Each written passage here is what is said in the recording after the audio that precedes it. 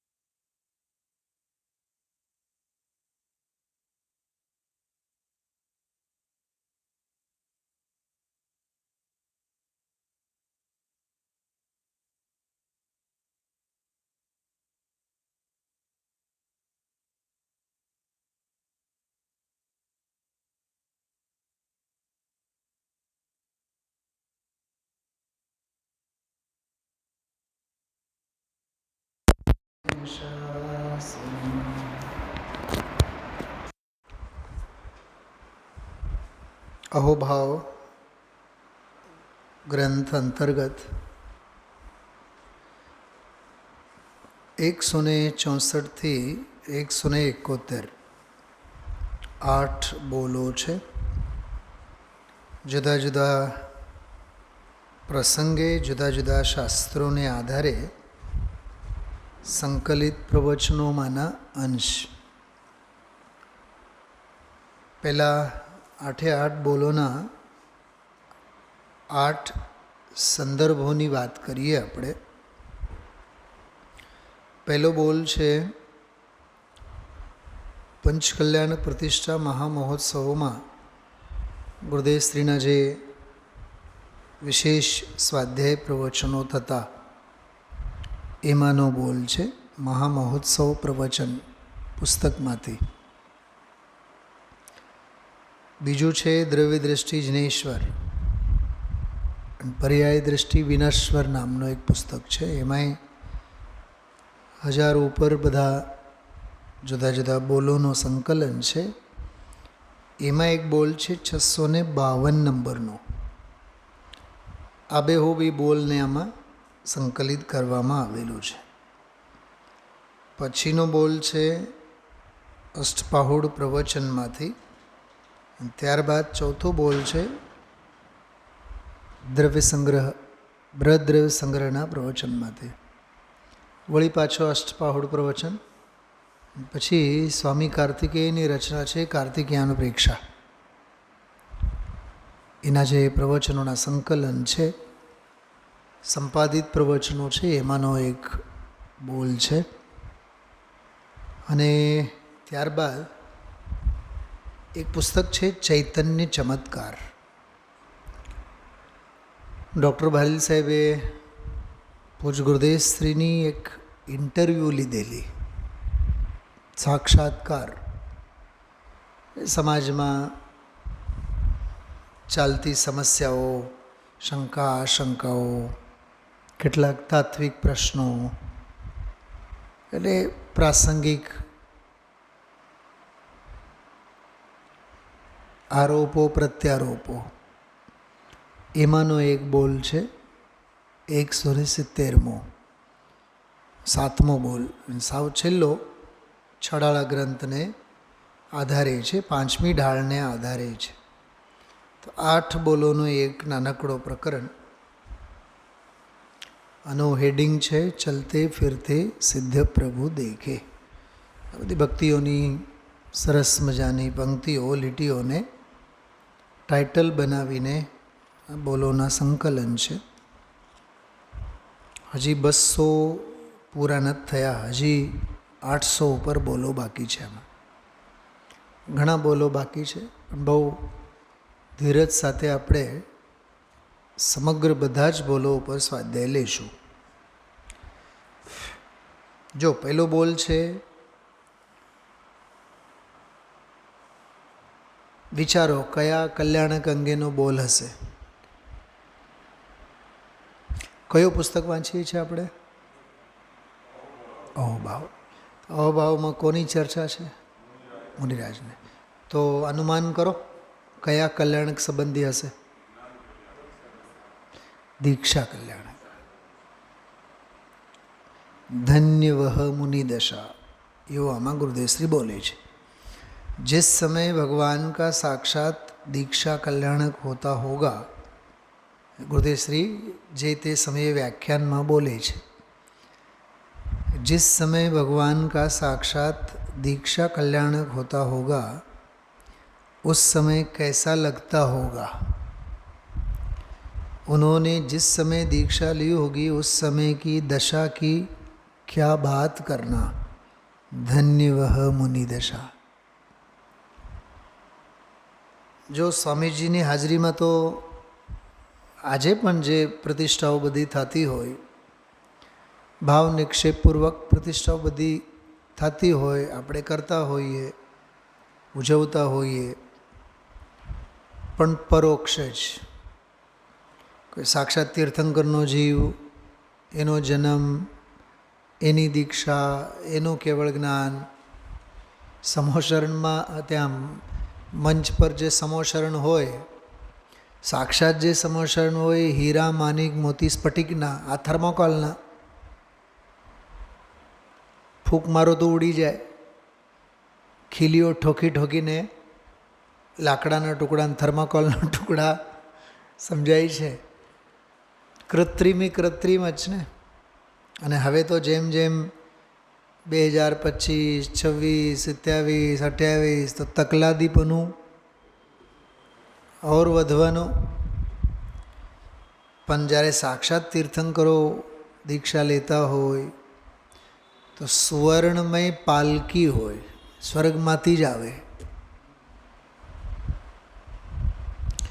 મધ્યલોકની પાલકી પણ લાયક ન હોય.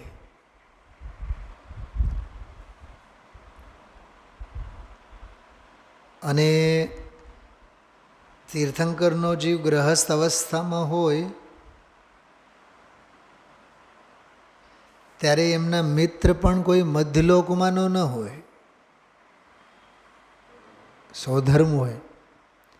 તો સ્વર્ગનો જ મિત્ર ગ્રહસ્થ અવસ્થામાં.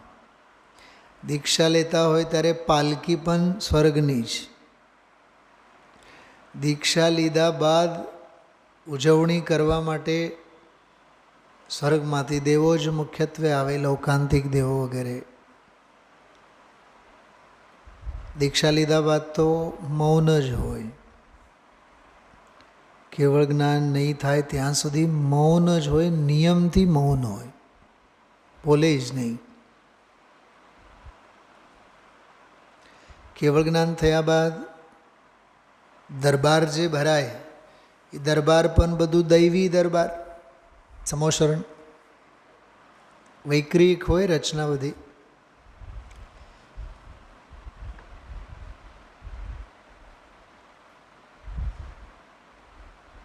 દિવ્યધ્વનિ જે ખરે,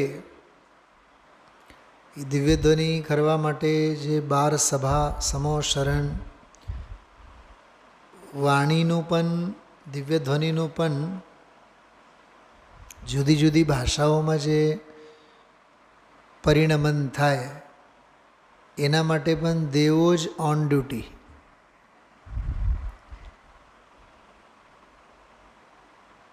મોક્ષ થયા બાદ, મોક્ષ મેળવ્યા બાદ જે નખ અને કેશ, નાખૂન અને કેશ બાકી રહે, એને ક્ષીર સમુદ્રમાં પધરાવવા માટે પણ દેવો જ. શું કીધું આ મેં બધી વાત એક ગર્ભ કલ્યાણકની મેં મૂકી દીધી. ગર્ભ કલ્યાણકમાં માના ગર્ભમાં આવે તો એ ગર્ભનું શોધન કરવા માટે પણ દેવો જ આવે. ગર્ભ, જન્મ, દીક્ષા, જ્ઞાન અને મોક્ષ બધા જ કલ્યાણકોમાં મહાપુણ્યશાળી દેવો જ સેવામાં હોય. એ એમ બતાવે છે પુણ્યાત્માની સેવા પુણ્યવાન જ કરે. એને ઓવરઓલ સરવાળો એ છે. પુણ્યાત્માઓની સેવા પાપી નહીં કરે, કેમ કે પુણ્યાત્માની સેવા કરવા માટે પણ પાલવમાં પુણ્ય જોઈએ. બહુ માર્મિક મેસેજ એમાંથી નીકળે. તો પુણ્યાત્મા એટલે તીર્થંકરનો જીવ, જેની સેવા કરવા માટે પણ પુણ્યશાળી દેવો હાજર હોય. એ સેવામાં હાજર રહેનારામાંના કેટલાક દેવો એવા હશે કે ઓલા તીર્થંકર જ્યારે મોક્ષે જશે ત્યારે એ દેવો પણ નમો સિદ્ધાણમમાં જઈને વિરાજશે. એ તીર્થંકરનો જીવ દીક્ષા લેશે ત્યારે હજારો દેવો દીક્ષા લેશે મનુષ્ય ગતિમાં આવીને. એવું બને.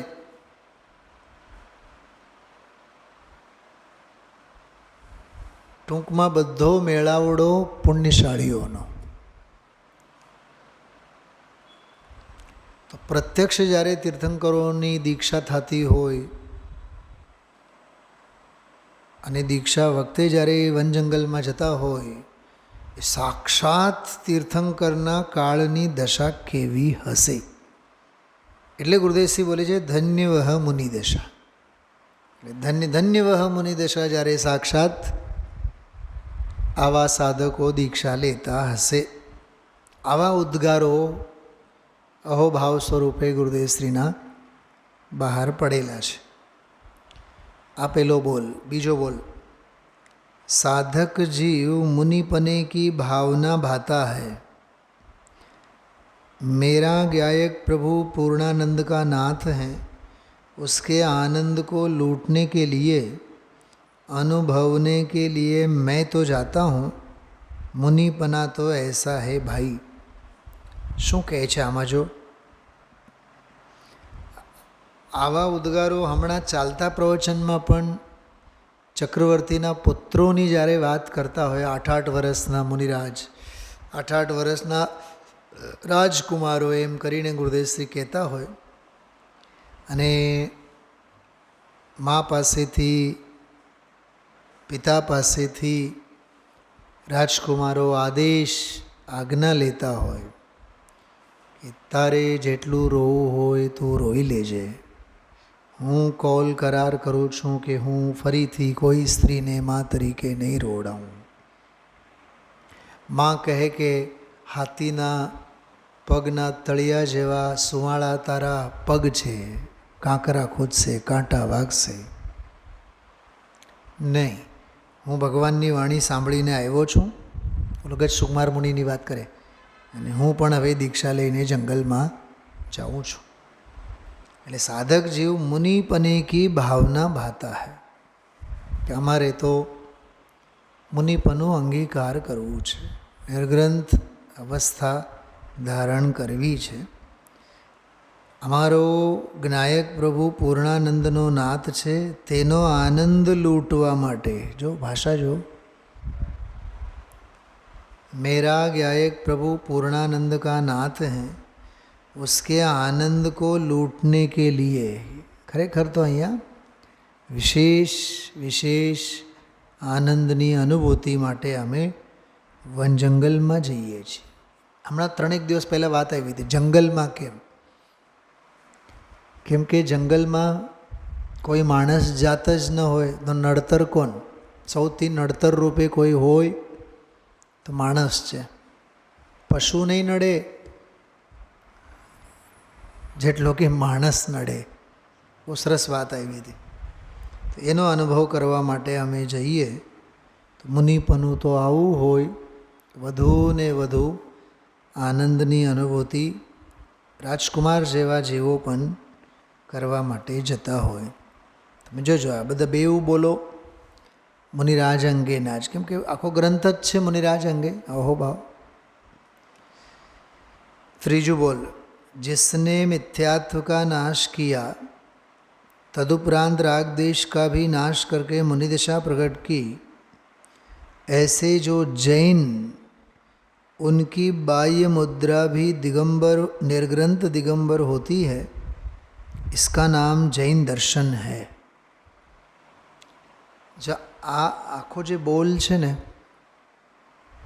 भवेशभाई, ये बोल પહેલી નજરે જુઓ તો આપણને એમ લાગે કે મુનિપનાનો બોલ છે. બીજી બારીક નજરેથી જુઓ તો આ જૈન ધર્મ સંબંધીનો બોલ છે. હિન્દીમાં એક બહુ સરસ મજાની પંક્તિ, કાવ્ય પંક્તિ અમે લોકો સાંભળતા જયપુરમાં હતા ત્યારે. आस्था आपने सुनी होगी शायद, मुनि मुद्रा देखिए जैन धर्म सीखिए.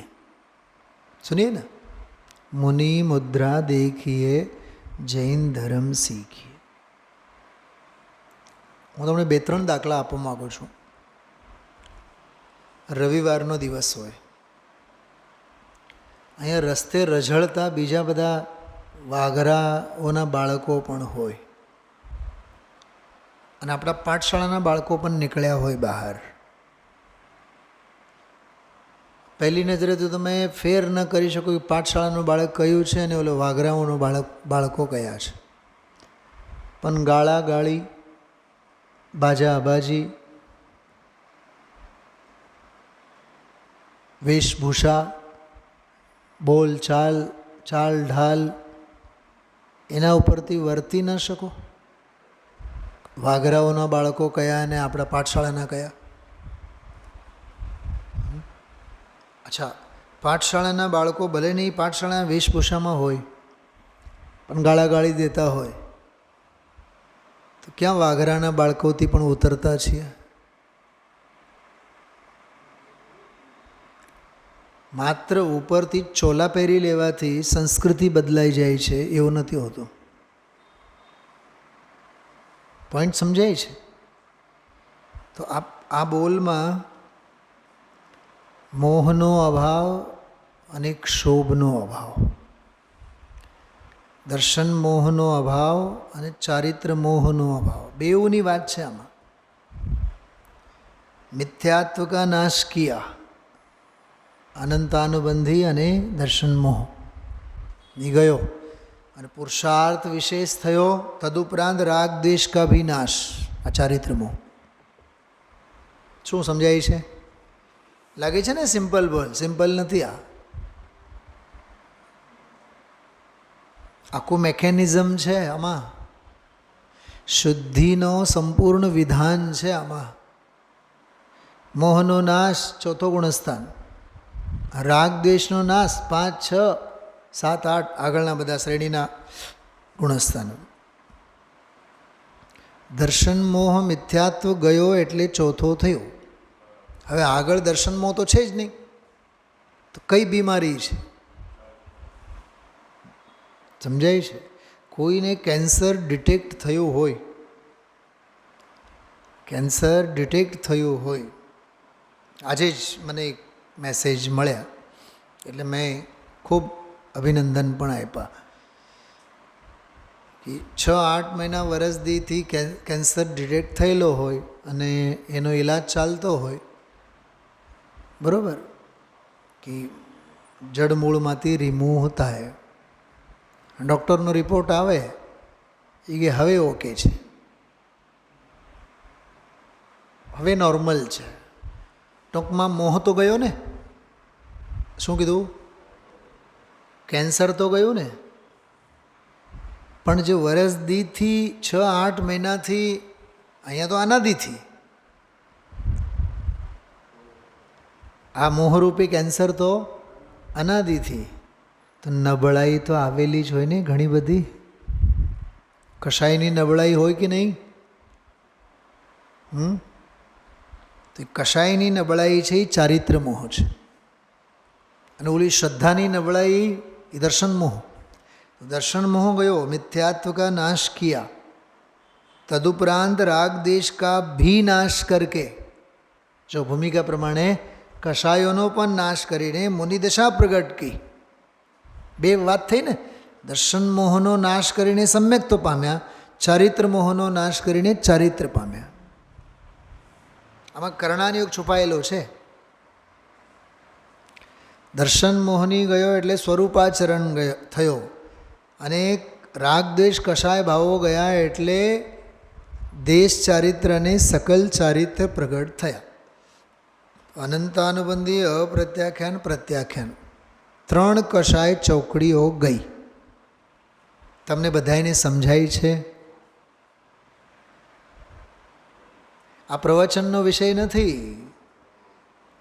આખો પાઠશાળાનો વિષય છે આ.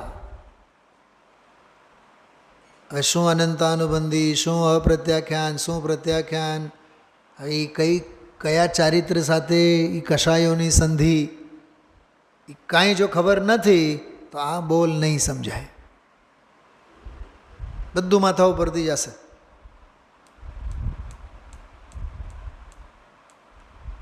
ગુરુદેવશ્રીની ભાષામાં આ કેવડીની કોલેજ છે. આના માટે બીજું ઘણું બધું સેકન્ડરી, હાયર સેકન્ડરીનું બધું ભણીને આવવું જોઈએ.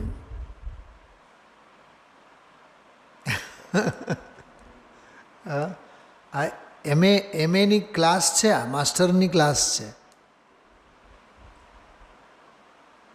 એટલે ઘણા લોકો એવો ભ્રમ પાળતા હોય, જેમ સંસ્કૃત અંગે એવા ભ્રમ ઘણા લોકો પાળતા હોય. સંસ્કૃત અંગે કે સંસ્કૃતમાં તો 100માંથી 100 આવે, આઉટ ઓફમાંથી આઉટ ઓફ આવે. સંસ્કૃતમાં સાવ સહેલું હોય. તો જે લોકો મને એમ કહેતા હોય ને, હું એમને એમ કહું, તમે બહુ મોટા ભ્રમમાં છો. દરેકમાં વ્યાકરણ તો હોય કે નહીં, દરેકની ભાષા શૈલી જુદી હોય કે નહીં. રામઃ રામો રામાહા પ્રથમા એટલું જ થોડુંક હોય. અનુવાદ કરવાના હોય, સમીક્ષાત્મક નોંધ કરવાનું હોય, સંદર્ભ સહિત સ્પષ્ટીકરણ લખવાનું હોય, વાક્યોના ગુજરાતીના હિન્દીમાં સંસ્કૃતમાં અનુવાદ કરવાના હોય, સમાનાર્થી શબ્દો ગુજરાતીમાં જ તને ટપો નથી પડતો, સંસ્કૃતમાં હું ખાક પડે. પોઈન્ટ સમજાય છે મારો? ઘણા મોટા શિક્ષકો માથાઓ થઈને પણ મને એમ કહેતા હોય, સંસ્કૃત તો તમારો સાવ સરળ, એમને એમ ગોલ્ડ મેડલ લઈને આવ્યા છે. એ ભાષામાં તમે અંદરમાં ઉતરો એટલે ખબર પડશે, નાની યાદ આવે. ગુજરાતીમાં તો 2 વચન છે, એક વચન બહુવચન. સંસ્કૃતમાં 3 છે, એક વચન, દ્વિવચન, બહુવચન. દરેકના 3 રૂપ બને. એમાંય પછી પ્રથમા, દ્વિતીયા, તૃતીયા, ચતુર્થી, પંચમી, ષષ્ઠી, સપ્તમી સંબોધન. 7 અને 1 8, 8 3 24. એક શબ્દના 24 રૂપ બને. રામઃ રામો રામાહા, રામમ રામો રામાન, રામેણ રામાભ્યામ રામહિ. 24 રૂપ બને. 24 શબ્દોના અર્થ જુદા. ફોડો હવે માથું. આ કાંઈ એવું નથી કે ઓલા વ્હીલ સાબુના પાવડરને જેમ ધોયા ભીગોયા હો ગયા, એવું નથી. આ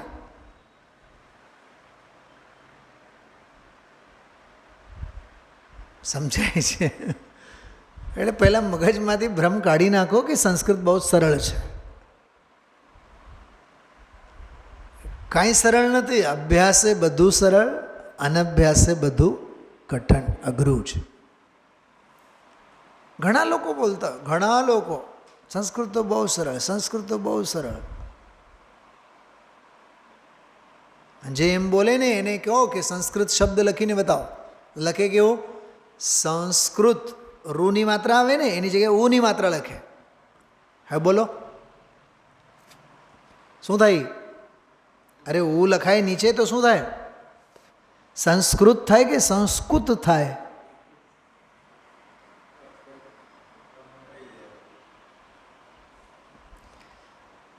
એટલે આ કરણાન યોગ છે, આમાં છુપાયેલો મિથ્યાત્વ કા નાશ કિયા, પહેલે ધડાકે દર્શન મોહ ગયો. અને પછી ભૂમિકા પ્રમાણે ચારિત્રના જે મોટા દોષ, રાગ દ્વેષ, જો આમાં મોહન આવ્યો, મોહ ઓમાં ગયો, મિથ્યાત્વ કા નાશ, એમાં મોહ, દર્શન મોહનીનો નાશ થયો તો સ્વરૂપાચરણ થયો, તો ચોથો ગુણ સ્થાન તો આવી જ ગયો. પણ પછી પાંચમા છઠ્ઠા આગળના દેશ ચારિત્ર, પછી સકલ ચારિત્ર, તો એ ભૂમિકામાં જે રાગદ્વેષ હતા એનો અભાવ કરીને મુનિદશા પ્રગટ થઈ. અચ્છા, બીજો મિથ્યાત્વ કા નાશ કિયા એટલે ચોથો ગુણસ્થાન પ્રગટ થયો. રાગ દ્વેષાદિકનો નાશ કરીને મુનિદશા એટલે છઠ્ઠો સાતમો ગુણસ્થાન. સવિકલ્પ અવસ્થા છે એટલે છઠ્ઠો, બાકી સાતમો. પહેલો સાતમો જ આવે, પછી છઠ્ઠો આવે. એસે જો જૈન, જો આ બહુ માર્મિક વાત છે. આ બોલમાં ધનજીભાઈ કોઈ કરોડપતિ શેઠને જૈન નથી કહેતા, કોઈ 12 વ્રતી શ્રાવકને જૈન નથી કહેતા. આમાં તો સાતમા અને છઠ્ઠા ગુણસ્થાનમાં ઝૂલનારા મુનિરાજને જૈન કહે છે. કેમ કે અત્યારે લગ્ન કોના થાય છે આ બોલમાં? મુનિરાજના. તો એવા જે જૈન, બોલો, એવા જે જૈન, उनकी बाह्य मुद्रा भी निर्ग्रंथ दिगंबर होती है. હવે દુનિયાના જૈન સાહેબો તો 4 બંગડીવાળી ગાડીમાં ફરતા હોય, એસી વગર તો નિંદર ન આવે, ડનલોપ ગાદલા વગર તો નિંદર ન આવે. એવા તો જૈન સાહેબ, જૈન સાહેબ, જૈન સાહેબ. વિષય ભોગમાં ખરડાયેલા જૈનો, જૈન ગ્રહસ્થને જૈન નથી કહેતા અહીંયા. જૈન એટલે મુનિરાજ. બોલો કેટલો કેટલો અઘરો બોલ છે આ. બંગલા ઉપર લખવાથી જૈન સાહેબ, કોઈ જૈન નથી થતા. ઘણા એના મકાનની સામે લખેલું જૈન નિવાસ. ઘરમાં અજૈનપણું જ હોય, ન ખાવાના ઠેકાણા, ન પીવાના ઠેકાણા, પણ ઘર રાડો પાડતું હોય. જૈન નિવાસ. महावीर साड़ी सेंटर, आस्था क्या सुना? हाँ. और भगवान महावीर ने कभी अपनी बीबी के लिए साड़ी खरीदी थी? शादी कहाँ हुई थी? तो महावीर साड़ी सेंटर. શિખરજી અમે લોકો ગયા તો ઈસ્ત્રી ગામ છે, ત્યાંથી એક પસાર થતા હતા. એક હોટલનું નામ હતું હોટલ બેવકૂફ. હોટલનું નામ હતું બેવકૂફ. હાચે અચું લખ્યું હતું. અને એની બાજુમાં લખ્યું હતું મહાવીર કેશ કર્તનાલય.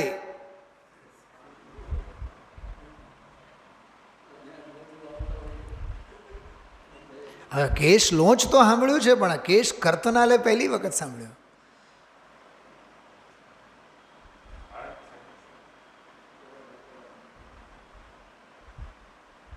સાંભળો, હજી સાંભળો. મહાવીર મિષ્ટાન્ન ભંડાર. પછી લખેલું હશે હોય કે જૈનોને જલેબી સાવ ફ્રી. હવે જલેબીમાં તો આથો વપરાય છે, મહાભક્ષ છે.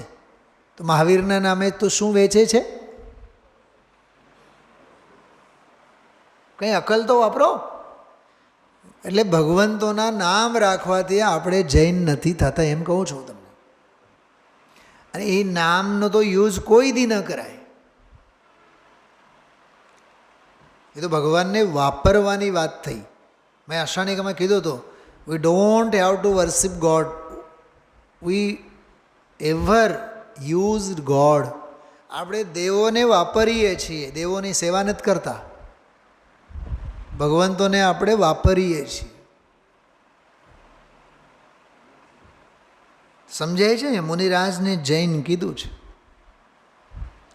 जिसने मिथ्यात्व का नाश किया, तदुपरांत राग देश का भी नाश करके मुनि दशा प्रकट की, ऐसे जो जैन उनकी बाह्य मुद्रा. आमा तो जो रुवाटा उभा थई जाए. जैन कीधु, एवा ते जैन उनकी बाह्य मुद्रा भी निर्ग्रंथ होती है, इसका नाम जैन दर्शन है। निर्वस्त्र दिगंबर काया से भी प्रगट हो रहा अंतर्मन। વાત છે અષ્ટપાહુડના પ્રવચનમાંથી લીધેલો બહુ સરસ મજાનો અંશ છે। એક બોલ લઈએ હજી।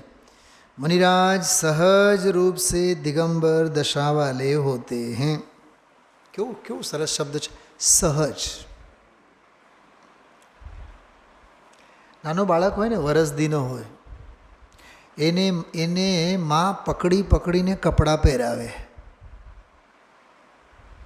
અને ઓલો માના હાથમાંથી છટકી જઈને પહેરેલા કપડાં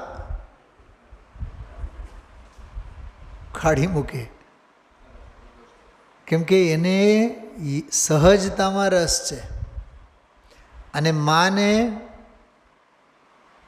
ઘડવામાં રસ છે, ચોંટાડવામાં રસ છે। ખ્યાલમાં આવે છે શું કહું છું?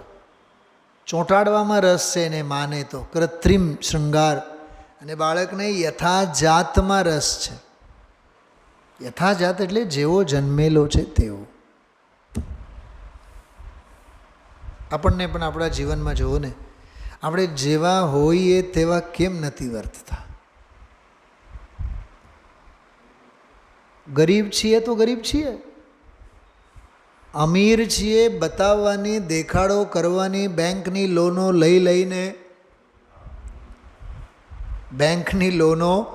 લઈ લઈને દંભ કરવાની ક્યાં જરૂર છે?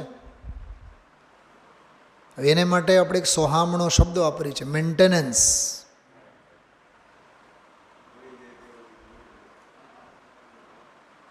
લાઈફસ્ટાઈલ,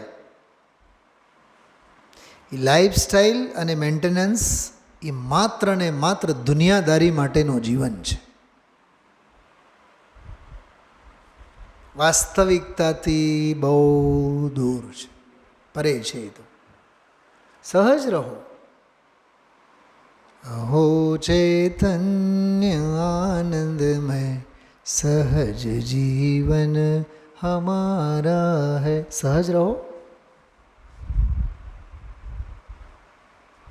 છેલ્લી એક બહુ માર્મિક વાત કરું ભાવેશભાઈ, આપણામાં જેટલી સહજતા ઓછી એટલી માયાચારી જાજી। કેમ કે સહજતા અને માયાચારી વચ્ચે પૂરબ પશ્ચિમનો છે। માયાચારી જેટલી ઓછી, સહજતા એટલી વધારે। એટલે સહજ રહો। અસહજતામાં અનંતી માયાચારી છે। તો મુનિરાજ સહજ રૂપથી જ દિગંબર દશાવાળા હોય છે। पर्वत और गुफाओं में आनंद करते हैं। હમણાં જ આવ્યું હતું ચૈતન્ય ગુફા મેં મુનિવર રમતે, એ આ બોલ। તો આજે આપણે 4 બોલોની ચર્ચા આમાં કરી છે। સાધક દશા, મુનિ દશા અંગેનો સરસ બધો પ્રકરણ આમાં આવ્યો છે। આવી જ રીતે આગળના બોલો પણ આપણે પછી લેશું। ઓમ નમઃ સિદ્ધિભ્ય।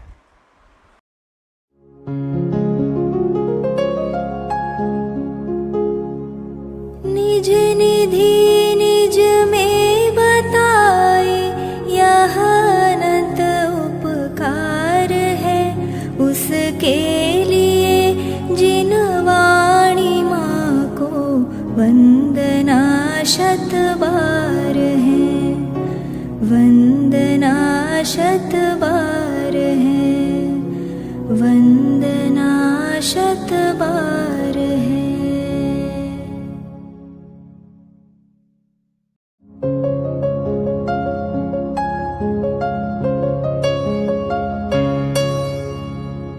जिन वाणी भारती तो ही जपो दिन रैन, जो तेरी शरणा गहे सो पावे सुख चैन। जा वाणी के ज्ञान ते सूझे लोकालोक, सो वाणी मस्तक नवो सदा देत हो ढो।